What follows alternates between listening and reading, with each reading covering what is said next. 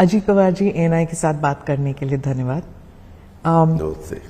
इस चुनाव में आप किंग मेकर हैं, किंग हैं, या फिर कुछ लोग कह रहे हैं कि महायुति के स्पॉइलर भी हो सकते हैं? क्या हो सकते हैं इस बार? मैं बहुत सीधा साधा हूँ। मैं महायुति का एक घटक हूँ। हमारी पार्टी उसमें इन्वॉल्व है और हमारे महायुति का ज़्यादा से ज़्यादा सीटें जिताने का हमारा इरादा है। वही हमारा टारगेट है और उसी हिसाब से हम जा रहे हैं। आपने जो सवाल पूछा, ऐसे बहुत से बातें अभी चालू है। ये किंग मेकर, मुझे बिल्कुल दिलचस्पी नहीं है, बिल्कुल नहीं है। हमने जो काम किया है, हमने जो योजनाएं लाई है, वो आपने देखा होगा करीबन 3 महीने हो गए मैं जन सम्मान यात्रा के माध्यम से महाराष्ट्र में जा रहा हूँ। फिर उसके बाद एकनाथ राव जी, शिंदे, देवेंद्र जी, मैं तीनों मिलकर गवर्नमेंट की तरफ से हम गए। जो भी हमने योजना लाई वो समझाने के लिए, उसके जो भी लाभार्थी थे उनको लाभ देने के लिए, ऐसा सब हमने किया। और हमारा एक ही मकसद है, वापस महायुति का गवर्नमेंट आना चाहिए। और वो गवर्नमेंट आने के लिए जितना भी हमें कोशिश करनी चाहिए या मेहनत करनी चाहिए, वो मेहनत हमारी चालू है। 2024 के चुनाव में भी आप लोगों ने यही मैसेजिंग किया, लेकिन 2024 यानी पार्लियामेंट्री चुनाव, 2024 के पार्लियामेंट्री चुनाव में भी आपने ये मैसेजिंग किया, खूब मेहनत की, लेकिन यहाँ पर इतने नंबर आए नहीं। और साथ के राज्यों में जैसे गुजरात हो जाए, छत्तीसगढ़, महाराष्ट्र, इवन तेलंगाना, वहां पर भी जो बीजेपी का प्रदर्शन था या एनडीए का प्रदर्शन था, अच्छा था। लेकिन यहाँ पर क्या हुआ? और वही मैसेजिंग उस बार नहीं चली तो इस बार कैसे चलेगी? यूपी में भी आप बोल रहे, वहां भी रिजल्ट अच्छा नहीं आया, महाराष्ट्र में भी अच्छा नहीं आया। हर एक स्टेट का पॉलिटिक्स अलग अलग रहता है। नॉर्थ वालों की सोच अलग रहती है, साउथ वालों की सोच अलग रहती है। इवन हमारे महाराष्ट्र में मराठवाड़ा, विदर्भ, उत्तर महाराष्ट्र, पश्चिम महाराष्ट्र और कोंकण और प्रॉपर मुंबई, हर एक की सोच अलग अलग रहती है। आपने अगर देखा तो आपको भी समझ में आएगा। इस दफा हमने इसके सब के बारे में, हमें 0.6% वोट पार्लियामेंट के चुनाव के वक्त महायुति को कम गिरे, 0.6%। तो भी हम इतने सीटें हार गए। कुछ सीटें बहुत कम वोटों से हम हार गए। फिर हम बैठे और सोचा कि क्या हुआ। तो 2 नैरेटिव तो क्लियर हमें दिखाई दिए। एक तो अब की बार 400 पार दिल्ली में नारा लगवाया बीजेपी वालों ने, वो मिसफायर हुआ। वो इतना मिसफायर हुआ, स्मिता जी आपको ताज्जुब होगा, लोग बोलने लगे अपोजिशन वाले, इन्हों को 275 सीटें चाहिए गवर्नमेंट लाने के लिए, क्लियर मेजॉरिटी। 2 दफा 300 से ज्यादा है ये आए हैं, तो भी ये उनको समाधान नहीं मिल रहा है। तो इनको किस लिए चाहिए 400 पार? इनको संविधान बदलना है, घटना बदलनी है, रिजर्वेशन निकालना है और हिंदू राष्ट्र करना है, ऐसा कुछ भी बोलते थे। यानी माइनॉरिटी वाले बोलते थे कि ये इतनी मेजॉरिटी बड़ी चाहिए क्योंकि हिंदू राष्ट्र घोषित करके खाली हिंदू जो लोग हैं उनको ही वोटिंग का अधिकार रहने का, बाकी का लोगों का निकालने का, ऐसे अलग अलग फेक नैरेटिव सेट किए गए। और हमने इतने दफा बताए गलत है, ऐसा नहीं होता। डॉक्टर बाबा साहेब अम्बेडकर का संविधान इतना बढ़िया है, सब लोग उसका आदर करते हैं, लेकिन ज्यादा ध्यान नहीं दिया। हमने ये भी बताया जब तक सूरज चांद रहेगा तब तक बाबा साहब का संविधान कोई नहीं, पर कोई मानने को तैयार नहीं थे। क्योंकि इन्होंने बार अब की बार 400 पार, वो लोग बोलते थे 400 पार किस लिए चाहिए, मेजॉरिटी के लिए तो 300 चाहिए या 255। क्या इसीलिए इस बार नंबर की बात नहीं चल रही? नहीं, वो हुआ। उसके बाद प्याज, हमारे यहाँ प्याज उगाने वाले फार्मर्स बहुत है, एक्सपोर्ट का। नासिक, पुणे, सोलापुर, नगर, सातारा, इस एरिया में प्याज बहुत लोग हमारे उगाते हैं फार्मर्स। वो एक्सपोर्ट बंद किया, इतने रेट नीचे आए। लोग बोलते थे, कुछ एरिया में मीटिंग, पब्लिक रैली हम जाते लेने के लिए, पहले प्याज के बारे में बोलो, वो कब एक्सपोर्ट आप उठा रहे हैं? जो बंदी की है कब उठाने वाले? अभी वो उठाई है। तीसरा था CAA। हाँ, सीए। CAA के बारे में तो इतना बढ़िया उन्होंने ये किया। वो कानून किस लिए बनाया? जब इंडिपेंडेंट हम हुए, हमारा कानून, ये डॉक्टर बाबा साहब अम्बेडकर ने अलग कानून के बारे में उसमें सब कुछ किया, लेकिन तब शायद वो कमेटी को ऐसा नहीं लगा होगा कि कभी ऐसी ही सिचुएशन इंडिया में आ सकती है, अपने हिंदुस्तान में आ सकती है, भारत में आ सकती है कि लोग काम के लिए बाहर कहीं स्टेट में जाएंगे, उनको वहां सिटीजनशिप वो ले लेंगे, लेकिन वो लेने के बाद वापिस उनको आना हो तो वापिस आने के लिए कुछ कानून बनाना चाहिए। वैसा नहीं बनाया गया। और अभी रशिया, यूक्रेन, पैलेस्टाइन, इजराइल, बीच में श्रीलंका की हालत कैसी थी आपको मालूम है, बांग्लादेश की अभी हालत कैसी हुई मालूम है। ऐसे अलग अलग कंट्री में अलग अलग सिचुएशन थे। पर वो अजीत जी, वो तो मुसलमान गुट जो है वो तो बीजेपी को तो कभी वोट देता ही नहीं है। वैसा नहीं। अभी बीजेपी के साथ चंद्रबाबू नायडू थे, वहां वोट मिले। नहीं, मैं आपके राज्य के बारे में कहूं। हमारे राज्य में हम अब भी बीजेपी के साथ गए। अभी यानी पहली चुनाव में हम 1.5 साल गए गवर्नमेंट में, तो उन्होंने बताया कि ये हमें ही यहां से निकालने वाले हैं, और वो भी वन साइड उन्होंने वोट दिया, फतवा ही निकाला यहाँ कि वोट यहाँ। पर अगर उस वक्त अगर सीए की बात थी तो अब बटेंगे तो कटेंगे वाला जो नारा है, उसको हमने सबने विरोध किया है। मैंने अकेले ने नहीं, मेरे पार्टियों ने तो किया ही किया। बीजेपी के, मुझे किसी ने बताया, पंकजा मुंडे ने भी विरोध किया, वो महाजन। तो विरोध करने से क्या होता है? पार्टी में तो आप हैं वैसे भी ना, महायुति में तो हैं। एक स्टेट के चीफ मिनिस्टर आते हैं और वो बोल देते हैं बटेंगे कटेंगे, तुरंत हमने बताया कि ये उत्तर प्रदेश नहीं है, नॉर्थ में ये चलता होगा। हमारे महाराष्ट्र में शिवशाहू फुले अम्बेडकर की विचारधाराओं से महाराष्ट्र चलता है। मैंने हमेशा देखा है, जब से मैं पॉलिटिक्स में आया हूँ या उससे पहले एक स्टूडेंट के नाते मैं जब सोचता था तो भी मैंने देखा है, उसके बजाय वो दूसरा कोई सोच ही नहीं सकता।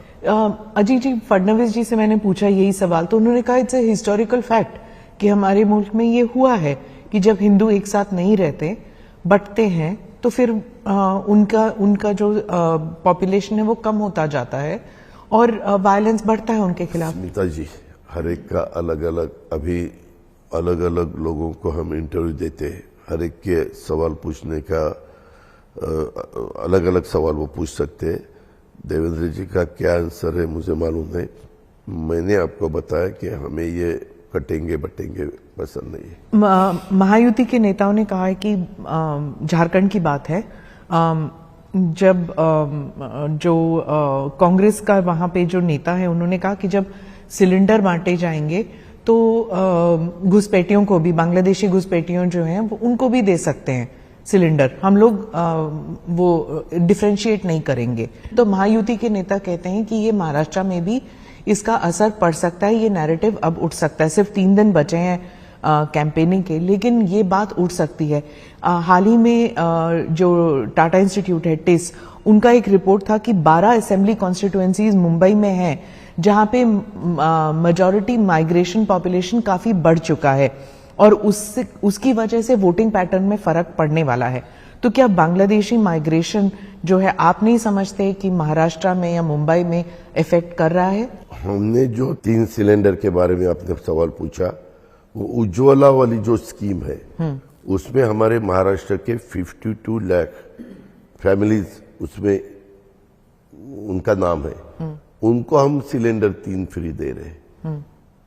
52 लाख की जो लिस्ट है उनको हमने, समझो बिजली के बारे में मुफ्त बिजली जो दी है 3 house power, 5 house power, 7.5 house power, 44 lakh ये फार्मर्स है, वो तो लिस्ट हमने डिक्लेयर की, उनको बिल भी 0 का दे दिया।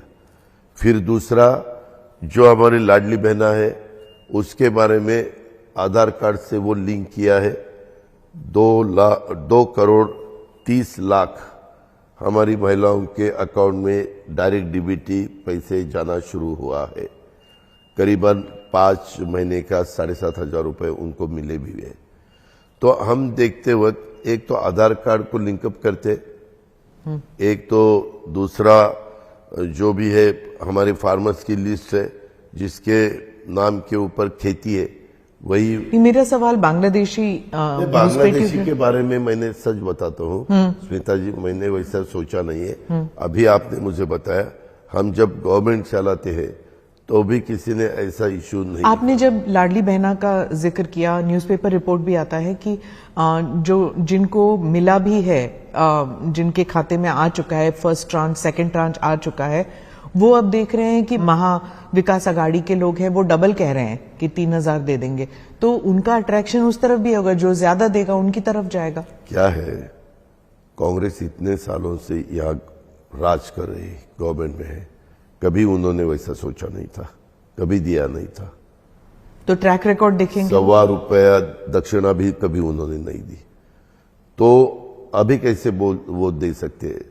हमारे रूरल के या अर्बन के लाडली बहनों को सबको पता है ये बिल्कुल देने वाले नहीं। एक दफा स्मिता जी 2003 में सुशील कुमार शिंदे राज्य के चीफ मिनिस्टर थे, तब चुनाव के पहले ऐसा ही उन्होंने बिजली माफी का डिक्लेयर किया, हम मुफ्त में बिजली दे रहे, और चुनाव होने के बाद चुनाव एक हुआ तो तुरंत विलासराव जी देशमुख चीफ मिनिस्टर बने, सुशील कुमार शिंदे जी को शायद सेंट्रल में ले लिया या उनको गवर्नर भी किया, आपको याद होगा। उसके बाद ये होने के बाद विलासराव जी देशमुख कांग्रेस की चीफ मिनिस्टर, कांग्रेस वाले ने कहा कि नहीं अभी अपने को विड्रॉ करना है, अपने को बिल देना है। ये पिछले गवर्नमेंट ने डिसीजन लिया था, मैं मिनिस्ट्री में था, मैंने कहा ऐसा कैसा पिछले गवर्नमेंट, वो भी मिनिस्ट्री अपनी थी, ये भी अपनी है, हम सरासर वोटर के खिलाफ हम उनको धोखा दे रहे, लेकिन नहीं सुना। अजीत जी, जब ऐसा रिकॉर्ड कांग्रेस का यह है। आपके कॉन्स्टिट्यूएंसी की बात करती हूं कि वहां पर पिछली बार जब मैंने आपको इंटरव्यू किया, आपने कहा कि शायद गलती कर दी पवार वर्सेस पवार बारामती, पवार वर्सेस सुले, हाँ, पवार वर्सेस सुप्रिया सुले जो पवार खानदान से ही है, पर अब फिर से पवार वर्सेस पवार हो रहा है बारामती में। आप 3 टाइम एमएलए हैं, फिर भी वहां पर again it is that your nephew standing for election, तो फिर से वही बात हो रही है। ये देखो, हमारे पार्टी ने पहले मेरा नाम एज अ कैंडिडेट के नाते डिक्लेयर किया, फिर बाद में उनकी लिस्ट आई और उन्होंने कैंडिडेट दिया। हर एक पार्टी ने कौन सा कैंडिडेट देना वो पार्टी का अधिकार है, उनके पार्लियामेंट्री बोर्ड का अधिकार है। उसके बारे में मैं ज्यादा कुछ कहने वाला नहीं हूं, क्योंकि चुनाव के वक्त जिसका एज 25 पूरा हो जाता है उसको खड़ा होने का अधिकार है। और पिछले दफा मैंने गलती की, अभी किसने क्या किया वो मेरे बारामती के वोटर सोचेंगे। क्या शरद पवार जी ने कहा था आपके भतीजे को कि आप जाके मुझे नहीं मालूम। आपकी लास्ट टाइम कब बात हुई है शरद पवार जी के साथ? बहुत दिन हो गए। दिन मतलब पिछले हफ्ते? नहीं, बहुत महीने हो गए। पर अभी भी रैप्रोशमा नहीं हुआ, अभी भी सिचुएशन खराब ही है। वो उनके काम में बिजी रहते हैं, मैं मेरे काम में बिजी रहता है, मौका ही नहीं मिलता बात। क्योंकि जब भी चुनाव होते हैं या जब भी कोई बाई इलेक्शन भी होता है तो बात चलती है कि अजीत पवार वापस चले जाएंगे शरद पवार के पास। क्या यहाँ तो कोई भी रूमर उठाते हैं, कोई, मैंने बताया कि पहले भी वैसा ही हुआ, लोकसभा के चुनाव के वक्त फेक नैरेटिव सेट करते। वैसे क्यों, इसके पीछे कौन है, उसका मास्टरमाइंड कौन है, वो जरा देखना पड़ेगा। आप कहते हैं कि डिवीजन हो चुका है, लेकिन अभी कोर्ट में, हाई कोर्ट ने भी आपको फटकार लगाई और कहा कि learn to stand on your own feet. कहा कि शरद पवार जी के साथ लोगों के बारे में भी बात होती है, तो उन्होंने कहा कि आप अपनी आइडेंटिटी बनाइए। ऐसा क्यों होता है कि आप अपनी आइडेंटिटी पूरी नहीं बना पाते, अभी भी जुड़े हुए हैं? मुझे मालूम नहीं सुप्रीम कोर्ट ने क्या कहा। आखिर सुप्रीम कोर्ट का जो भी फैसला आता है वो सबको सुनना पड़ता है।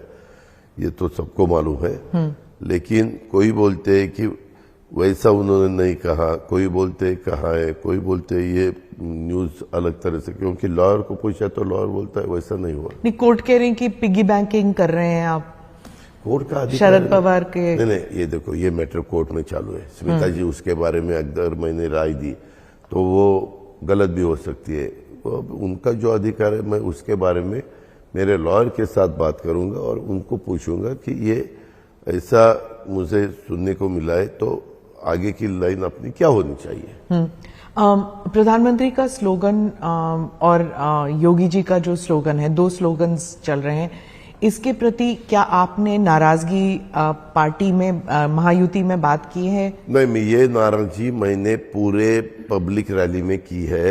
ये आप जैसे जो भी हमें इंटरव्यू लेने के लिए आते हैं, वो अलग अलग चैनल को भी मैंने बताया है।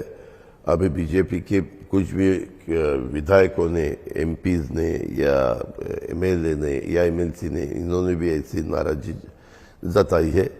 ऐसा इसके बारे में हुआ है। दूसरा, सबका साथ सबका विकास, सबका साथ यानी सबका साथ ना, और सबका विकास। पर वो तो इस बार तो हो ही नहीं रहा। एक मिनट सुनो ना, अभी का क्या है, हम सब एक है तो सेफ है। मैंने उसके बारे में ये सोचा है, हम सब यहां जितने भी बैठे हम सब एक है तो सेफ है। इस एंगल से मैं देखता हूं।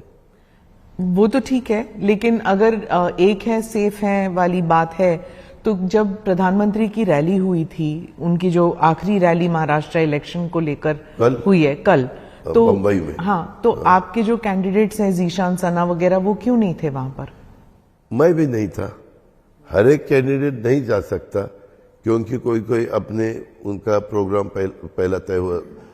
क्या होता है स्मिता जी, मैंने देखा, आप को अधिकार है, आप मीडिया के लोग हैं।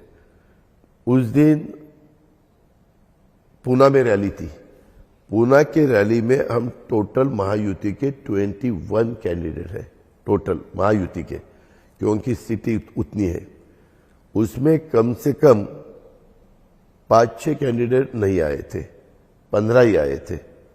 हमें सबको, मैं भी कैंडिडेट था, सबको आगे ऐसा खड़ा किया, और प्राइम मिनिस्टर भी थे और उन्होंने एक एक को मिलते थे। तो जो 6 नहीं आए उसके बारे में किसी ने पूछा भी नहीं कि क्यों नहीं आए। लेकिन यहां जिशान और कोई नहीं आया तो वो क्यों नहीं आया, यानी हर एक का देखने का तरीका, जरा सोच अलग रहती है, ऐसा मेरा कहना है। अभी बहुत जगह आपने उनसे पूछा कि क्यों नहीं गए? क्या उनको न्योता भेजा गया था, इनविटेशन? सबको देते थे, सबको देते हैं। पूना में भी 21 कैंडिडेट को न्योता दिया था, लेकिन कोई अपने अपने प्रचार में थे, कोई रैली में थे, कोई और भी कुछ उनके काम में थे, इसीलिए नहीं आए। लेकिन उसकी चर्चा भी नहीं हुई। कल वो संभाजीनगर पहली मीटिंग उन्होंने ली, उसके बाद खारघर में गए, उसके बाद मुंबई में आए। खारघर में भी बहुत बड़ी वो एरिया है, वहां भी कितने कैंडिडेट आए मुझे एग्जैक्ट मालूम नहीं। उनके धुलिया में हुई, अकोले में हुई, पूना में हुई, सोलापुर में हुई, सभी जगह नहीं जा सकते। मैंने पूना में ही उनको बताया था। आप क्यों नहीं थे? नहीं, सुनो ना, मैं वही बोल रहा हूँ पीएम साहब को कि आप बंबई में आने वाले हैं, लेकिन मैं नहीं आ सकता, वहां कोई दूसरा आ जाएगा। मैंने सुनील तटकरे जी को रिक्वेस्ट किया था कि आप जाओ पार्टी प्रेसिडेंट के नाते स्टेट के, क्योंकि प्रफुल्ल भाई भी बाहर थे। कुछ रैली में नासिक में हमने भुजबल साहब को भेजा था, धुलिया में हमने अनिल भाईदास पाटिल, वहाँ के हमारे मिनिस्टर है, उनको भेजा था। विदर्भ में हमने प्रफुल्ल पटेल जी को भेजा था। पूना में मैं खुद वहाँ गया था। ऐसे अलग अलग एरिया में अलग अलग हम भेजते हैं और वो मीटिंग हो जाती है। क्योंकि और मैंने पूना में बताया था कि मेरे 5 रैलियां है, तो मैं मुंबई में पहुंच नहीं सकता। मैंने कोशिश की, लेकिन वो एयरपोर्ट आए तब मेरा प्लेन लैंड हुआ, और लैंड होने के बाद सिक्योरिटी ने मुझे बताया कि अभी प्राइम मिनिस्टर प्लेन में बैठे हैं और टेक ऑफ ले रहे हैं। आपने टिकट दिया नवाब मलिक, सना को दिया टिकट, नवाब मलिक को टिकट दिया। महायुति के लोग नाराज थे आपसे कि आपने टिकट दिया, इसके बावजूद आपने उनको टिकट दिया। कल वो थे नहीं, सना को नहीं दिए, सना को बारे में नाराज नहीं थे। नवाब मलिक के बारे में क्या है ऐसे राज कि नवाब मलिक को आपको टिकट देना ही पड़ा? वो क्या जानते हैं कि इतनी बेबसी थी कि आपको देना ही पड़ा उनको टिकट? क्योंकि उनको उनके ऊपर जो एलिगेशन हुए हैं वो सिद्ध हुए हैं। वो कोर्ट में वैसा कुछ फैसला है। मैं भी किसी के ऊपर यहां बैठे ये तीनों ने अंडरवर्ल्ड के साथ इनके संबंध है संबंध। ऐसा कैसा चलता है स्मिता जी? पर ये तो खुलेआम कहा गया है। आपके ही जो सहकर्मी हैं महायुति के, उन्होंने कहा है कि अंडरवर्ल्ड के साथ संबंध है। ना, सबके लिए कहा है, अलग अलग लोगों के बारे में एलिगेशन है, लेकिन वो सिद्ध होना चाहिए। उसके बारे में कोर्ट में फैसला होके उनको, अगर कोर्ट ने कुछ डिसीजन दिया तो हम सोचेंगे ना, लेकिन खाली आरोप है। अभी राजीव गांधी के ऊपर भी बोफोर्स के आरोप थे। सरकार गिरी ना उनकी बोफोर्स की वजह से। बराबर है ना, गिरी, लेकिन ये ऐसा ही सिचुएशन तैयार करते हैं। मेरे ऊपर भी ऐसे एलिगेशन हुए और बाद में वो हमारी सरकार गई। वैसा ही सोचते हैं सब। ऐसा नहीं तो होना चाहिए, लेकिन क्या हमारी यहाँ डेमोक्रेसी है। डेमोक्रेसी में कोई भी किसी के ऊपर कुछ भी एलिगेशन कर सकते हैं और चलाते हैं। एक और एलिगेशन जो आपके एक बयान को लेकर हुआ अडानी जी के बारे में, कि वो उस वाली मीटिंग में थे जहां पर अमित शाह थे, आप थे। नहीं, मैंने कहा ना वो नहीं थे। लेकिन मीडिया का एक इंटरव्यू है जहां शरद पवार जी कहते हैं वो थे उस मीटिंग में। नहीं थे। गेस्ट हाउस अलग अलग, ये मीटिंग अलग अलग एरिया में होती है। जैसे यहाँ हम बैठे, कोई देवगिरी में होती है, कोई सागर में होती है, कोई वर्षा में होती है, कोई और अलग होटल में होती है, कोई और दूसरी जगह होती है, गेस्ट हाउस में होती है। ऐसे अलग अलग जगह। पर आपने क्लियरली उसमें कहा है कि अडानी थे वहां पर। मैंने वहां क्या, अडानी के गेस्ट हाउस पे हम बैठे थे। एक स्टेट का गवर्नमेंट बनाने के लिए इंडस्ट्री वालों का काम ही नहीं होता। तो वही तो लोग कह रहे हैं कि उनका क्या काम था वहां पर? नहीं था। हाँ, मैंने उसके बारे में कहा कि ये देखो, कभी कभी हम हमारे काम में इतने बिजी रहते हैं स्मिता जी। अभी सुबह 2 इंटरव्यू दिए, अपना तीसरा है, चौथा है, हमारा आगे का भी अभी 5 जगह मीटिंग के लिए जाना, ये है वो है। उसमें गलती से कुछ मैं स्टेटमेंट हुआ, मेरे गलती से हुआ होगा। हाँ। मैं आदमी हूँ, आदमी से ही गलती होती है। स्लिप ऑफ द टंग था या आप पर दबाव डाला गया है? बिल्कुल। ये देखो स्मिता जी, आप महाराष्ट्र में पूछो अजित पवार किसी के दबाव क्यों सुनता है क्या? मैं किसी के दबाव के ऊपर नहीं सुनता। मैं यहाँ बैठा हूँ, मुझे किसी के दबाव का कोई कारण नहीं है। मैंने किसी का बिगाड़ा नहीं, किसी ने मेरा बिगाड़ा नहीं, तो भी मैं बिल्कुल नहीं। अजीत जी, मैं सवाल इसलिए पूछ रही हूँ क्योंकि बार बार आदित्य ठाकरे और उद्धव ठाकरे कहते हैं कि महायुति की जो सरकार है, जो मुख्यमंत्री हैं, वो सिर्फ वही काम करते हैं जो इंडस्ट्रियलिस्ट उन्हें बताते हैं, चाहे अडानी हो या अंबानी, उनके कहने पर, उनके इशारों पर काम करती है। ये 101% गलत है। हमारे महाराष्ट्र में वैसा कभी भी नहीं चलता। महाराष्ट्र में बहुत से बड़े बड़े इंडस्ट्रियल रहते हैं, लेकिन वो उनका काम करते हैं। महाराष्ट्र गवर्नमेंट का काम चलाने का करते हैं। अभी वो वैसा एलिगेशन करते हैं। तो आप देखो, आज तक जितने भी चीफ मिनिस्टर बने, पूरे चीफ मिनिस्टर एक तो शिवसेना के बने, खाली 5 साल बीजेपी का देवेंद्र जी बने, शिवसेना के उद्धव जी और मनोहर जोशी, नारायण राणे जी बने, और बाकी सब कांग्रेस के बने, सब। तो उनके साथ ही वो काम कर रहे हैं। तो कौन से चीफ मिनिस्टर ने इंडस्ट्री वालों का सुनकर डिसीजन लिया है, वो बताए। क्योंकि उद्धव ठाकरे ने भी ये भी कहा कि गुजरात सभी इंडस्ट्रीज जो हैं गुजरात को भेजे जा रहे हैं, महाराष्ट्र का नुकसान हो रहा है और महाराष्ट्र और गुजरात के बीच एक बर्लिन वॉल खड़ा कर दिया है। गडकरी जी जब रोड बनाते हैं तो जैसे मुंबई गोवा का रोड है वो कंप्लीशन ही नहीं होता है। ये देखो, मैं आपको बताता हूं स्मिता जी, ये जो है ना वो भी अभी फेक नैरेटिव चालू है। सब गुजरात में जा रहे हैं, सब गुजरात। आज भी आप दिल्ली में रहती हो, आज भी सबसे ज्यादा इन्वेस्टमेंट एफडीआई की महाराष्ट्र में आ रही है। नंबर 1 पे पूरे देश में कौन सा स्टेट है तो वो महाराष्ट्र है, नंबर 1। नंबर 2, इन्होंने इतने साल बीजेपी और शिवसेना का गठबंधन करीबन 25-30 साल से चालू है, तो वो साथ साथ ही काम कर रहे थे, ये हमने सबने देखा है। दूसरा, ये जो है नेशनल हाईवे का गोवा मुंबई, उसके बारे में सबका गडकरी साहब के ऊपर विश्वास है। सब गडकरी साहब के बारे में अच्छा बोलते थे कि ये काम का आदमी है। कोशिश करते हुए जो कॉन्ट्रैक्टर पहला था वो ब्लैकलिस्ट में चला गया, उन्होंने काम नहीं किया। फिर कोई और आया, उन्होंने काम नहीं किया। वहां बारिश बहुत गिरती है, बहुत से जो भी गांव है वो गांव के बीच में रास्ता जा रहा है। ऐसा सब होते हुए उसको डिले हुआ। लेकिन बहुत लोगों ने, अभी देखो ना, ये सबने बताया कि हम इतने साल में करके दिखाएंगे, लेकिन कोई ना कोई प्रॉब्लम वहां आ जाता है और नहीं होता। बाद में अटल से तो इतना बड़ा वो पूरा हो गया, वो काम अभी लोग भी आना जाना शुरू हुआ, ये भी चालू है। ऐसा कारण नहीं है।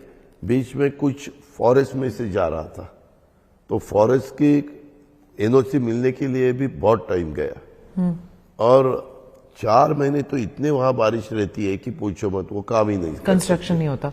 राहुल गांधी ने ये भी कहा है कि जो युवा हैं यहाँ पर उनको बेरोजगारी इतनी है महाराष्ट्र में, और जब सभी इंडस्ट्रीज अगर बाहर चले जाएंगे तो महाराष्ट्र के युवा जो हैं वो बाकी राज्यों में बंधुआ मजदूर की तरह काम करना पड़ेगा उन्हें, क्योंकि यहाँ पर इंडस्ट्रीज आ नहीं रही हैं।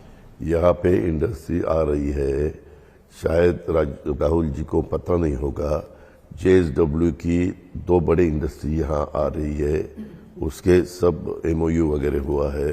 फिर हमारे गढ़चिरौली में वहाँ बहुत बड़ी इंडस्ट्री आई है, प्रभाकरन वगैरह उन लोगों की। फिर हमारे यहाँ किर्लोस्कर, टोयोटा किर्लोस्कर जो बेंगलोर में फैक्ट्री है, वो हमारे यहाँ उसका एक्सपेंशन संभाजीनगर में हो रहा है। बहुत से ऐसी इंडस्ट्री आ रही है हमारे यहाँ। स्मिता जी, मैं आपको बताता हूँ, बहुत बड़ा प्रोजेक्ट जैतापुर आने वाला था, वो आप जरा मालूमात करो कि किसने विरोध किया। दूसरा भी एक प्रोजेक्ट कोकण में आ रहा था, उसके लिए भी विरोध हुआ। एनवायरमेंट को लेकर, एनवायरमेंट को लेकर मैं आपको बताता हूँ, एनरॉन के बारे में भी ऐसा ही बताया कि वहाँ के सब पेड़ खराब हो जाएंगे, मैंगो के पेड़ हो, कोकोनट के पेड़ हो, या और कोई वहाँ के जो फ्रूट्स है वो सब बेचिराख हो जाएंगे, ऐसा बहुत कुछ कहा। क्या हुआ? एनरॉन आया, सब वैसा ही सिचुएशन है, एकदम क्लियर है, ग्रीन एनर्जी है, ऐसा सब हुआ। अभी बोलने वाले कुछ भी बोलते हैं और रुकवाते हैं प्रोजेक्ट, और फिर बाद में बोलते हैं कि नहीं हमारे यहाँ प्रोजेक्ट नहीं आते। और आप देखो, पूरे देश में महाराष्ट्र ऐसा राज्य है कि यहाँ से लोग बाहर नहीं जाते। हमारे यहाँ बाहर से लोग बिहार से आते हैं, यूपी से आते हैं, झारखंड से आते हैं, छत्तीसगढ़ से आते हैं, सभी जगह से आते हैं। यहाँ से कैसे लोग बाहर जाएंगे? क्योंकि यहाँ ही उनको रोजगार मिलता है। तो क्या आप कह रहे हैं कि राहुल गांधी ने 2024 के पार्लियामेंट्री इलेक्शन में संविधान को लेकर डिसइंफॉर्मेशन कैंपेन किया और इस इलेक्शन में बेरोजगारी को लेकर डिसइंफॉर्मेशन कर रहे हैं? नहीं, अभी उन्होंने उस दिन भी यहाँ हमारी बम्बई की मीटिंग में कुछ तो संविधान दिखाया। किसी ने बताया कि वो तो अंदर कुछ भी नहीं लिखा था, वो भी उन्होंने गलतियां की। वहां जो बांटे वहां भी अंदर कोई भी नहीं था, यानी बाहर का खाली कवर था। तो कल उन्होंने खोल के दिखाया, कहा कि बीजेपी जो है लाल किताब के ऊपर, लाल रंग के ऊपर बात कर रही है, लेकिन ये हमको रंग का फर्क नहीं पड़ता। उन्होंने खोल के दिखाया कि संविधान अंदर से लिखा हुआ है और संविधान के लिए वो जान देने को भी तैयार हैं। और जान देने की जरूरत ही नहीं ना, संविधान को कोई चेंज ही करने वाला नहीं, जान कहाँ देने लगे। अरे जान मत दो, आपकी जरूरत है इंडिया को। राहुल गांधी की जरूरत है। अभी अपोजिशन लीडर है ना, अपोजिशन लीडर के नाते तो उनको काम करना चाहिए। एक सवाल मैं जरूर पूछूंगी कि आपका जो पर्सनल इक्वेशन है फडणवीस जी के साथ और शिंदे जी के साथ, क्या वो महायुति में आने के बाद बेहतर हुआ है या डिफिकल्ट सिचुएशन? नहीं, ठीक ठाक है, ठीक ठाक। मुख्यमंत्री कौन बनेगा? 3 बारी आप उप मुख्यमंत्री बने। 3 नहीं, आपको मालूम नहीं, 5 बार। 5 बारी आप उप मुख्यमंत्री बने। ख्वाहिश है मुख्यमंत्री बनने की? अभी ऐसा कोई भी जवाब नहीं देने का। अभी 20 तारीख नजदीक आ रही है, ऐसा जवाब देने का हमारी महायुति 175 से कैसे आगे जाएगी, और वो हम आगे जाके ही दिखाएंगे। और फिर बाद में सब विधायक बैठेंगे और तय करेंगे कि किसको बनाना, क्या करना। इतनी कॉन्फिडेंस कहां से आ रही कि 175 प्लस आएंगे? क्योंकि अच्छी योजनाएं लाई है। हमारी लाडली बहना बहुत खुश है, गेम चेंजर होने वाला है। आप देखो क्या होता है। लाडली बहन की वजह से आपके कॉफर्स खत्म तो नहीं हो जाएंगे जैसे कर्नाटका में हुए हैं? नहीं हुए, आप फिक्र मत करो। मैंने 10 साल यहाँ का बजट पेश किया है। हमारा इनकम बजट का पिछले दफा मैंने 6,50,000 करोड़ रुपए का बजट दिया। हमारा बजट हर साल 8 से 10% बढ़ जाता है, यानी आगे का 7 लाख करोड़ का बजट हमारा होगा। हमारा स्थूल उत्पन्न करीबन 42 लाख या 43 लाख तक है। और हम जो भी उन्होंने हमें फाइनेंशियली जो उनके डायरेक्शन रहती है कि ऐसे ऐसे हिसाब से आपको आगे जाना है, उसी हिसाब से हम आगे जाते हैं। कोई भी उसमें हम गलत काम नहीं करते। तो ये ट्रेजरी तो खत्म हो जाएगी ऐसे अगर फ्रीबीज देते रहेंगे तो? नहीं, फ्री बिजली देना, फ्री बस राइड, फ्री सिलेंडर, फ्री। मैं आपको बताता हूँ स्मिता जी, हमने जो योजनाएं दी उसको 75,000 करोड़ रुपए लगते, 75,000 करोड़ रुपए। उन्होंने पंचसूत्री कार्यक्रम दिया। मैंने बहुत सालों से, मैं फाइनेंस मिनिस्टर के नाते काम कर रहा हूं। जो रिटायर हुए हैं मेरे आईएएस ऑफिसर, उनको मैंने बुलाया और मैंने कहा कि इन्होंने वो जो पंचसूत्री कार्यक्रम दिया है वो सब पूरा करने के लिए हर साल कितना पैसा लगेगा। उन्होंने बताया 3 लाख करोड़ लगेगा। हमारा 75,000 करोड़ है। हमारे यहाँ 6.5 लाख करोड़ में सैलरी के लिए जाता है, पेंशन के लिए जाता है, और जो लोन उठा है उसका इंटरेस्ट के लिए जाता है 3 से 3.5 लाख करोड़, यानी 3 लाख बचता है।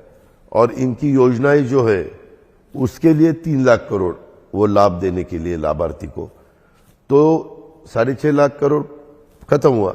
हमारा 75,000 करोड़ रुपए है। दूसरा, सेंट्रल में हमारे लोग बैठे हैं, हम उनको रिक्वेस्ट कर सकते हैं कि जैसे इस दफा बजट में चंद्रबाबू नायडू को थोड़ा ज्यादा मिला, नीतीश कुमार को ज्यादा मिला फंड्स, वैसा हम भी ले सकते हैं। तो आप ये कह रहे हैं कि अगर डबल इंजन होगी तभी ये सब आ सकता है, डबल इंजन नहीं है तो कुछ नहीं बना। इसीलिए लोगों ने यहाँ सेंट्रल गवर्नमेंट के जो लोग हैं उनके सुनने वाले लोग नीचे से आना चाहिए। तो ये गलत है ना कि अगर स्टेट को कोई बेनिफिट नहीं मिलेगा? गलत हो या तो सही हो, उसमें कुछ लेना देना नहीं। हम देखते हैं इलेक्टिव मेरिट लाने का और पहला गवर्नमेंट लाने का। आप बहुत अलग तरह से सोचते हैं, अभी वो सोच सबने छोड़ दी। ये पहले वैसा चलता था, ऐसा करो वैसा करो, विचारधाराओं से चलो, ये करो वो करो। हमारे महाराष्ट्र में 85 के बाद सिंगल लार्जेस्ट पार्टी कोई नहीं आते, जैसे केजरीवाल सिंगल लार्जेस्ट पार्टी वो लाते हैं, ममता जी लाते हैं, मायावती ने लाया, अखिलेश ने लाया, चंद्रबाबू ने लाया, करुणानिधि ने लाया, हमारी जयललिता ने लाया, सबने लाया, लेकिन यहाँ हमारे यहाँ नहीं चलता। यह कोalition गवर्नमेंट का ही राज है, यह हमारी सिचुएशन है। ऐसा कोई भी लीडर महाराष्ट्र में 85 से महाराष्ट्र के वोटर्स को नहीं लगा कि इसके पीछे महाराष्ट्र के सबने खड़ा होना चाहिए और ये अपने महाराष्ट्र को आगे लेके जाएगा। लेकिन एक बंदा है जो एक्स फैक्टर है हमेशा महाराष्ट्र के इलेक्शन में, और वो है शरद पवार जी। एक एक्स फैक्टर है, वो किस तरफ झुकाव करते हैं, क्या करते हैं, उसका फर्क जरूर पड़ता है। चाणक्य ऑफ महाराष्ट्र। ये देखो ना, साहब भी इतने साल काम करे, ज्यादा से ज्यादा 71 ही सीटें आई, कभी 71 आई, कोई 58 आई, कभी 41 आई, कभी 54 आई। ऐसे 99 में 58 आई, 2004 में 71 आई, फिर 2009 में 62 आई, 2014 में 41 आई, 2019 में 54 आई। ऐसा हुआ है। पर उसके बावजूद वही डिसाइड करते हैं कि महाराष्ट्र का झुकाव किस तरफ होगा। वो सीनियर लीडर है अभी भी। हाँ, अभी भी है। अभी भी वो डिसाइड करते हैं कि किस तरफ जाएंगे, किस तरफ महाराष्ट्र का पॉलिटिकल विंड किस तरफ जाएगा। ये देखो, मैं ज्योतिषी नहीं हूँ, 23 तारीख को बताऊंगा दोपहर को क्या होने वाला है। चलिए, धन्यवाद ANI के साथ बात करने के लिए।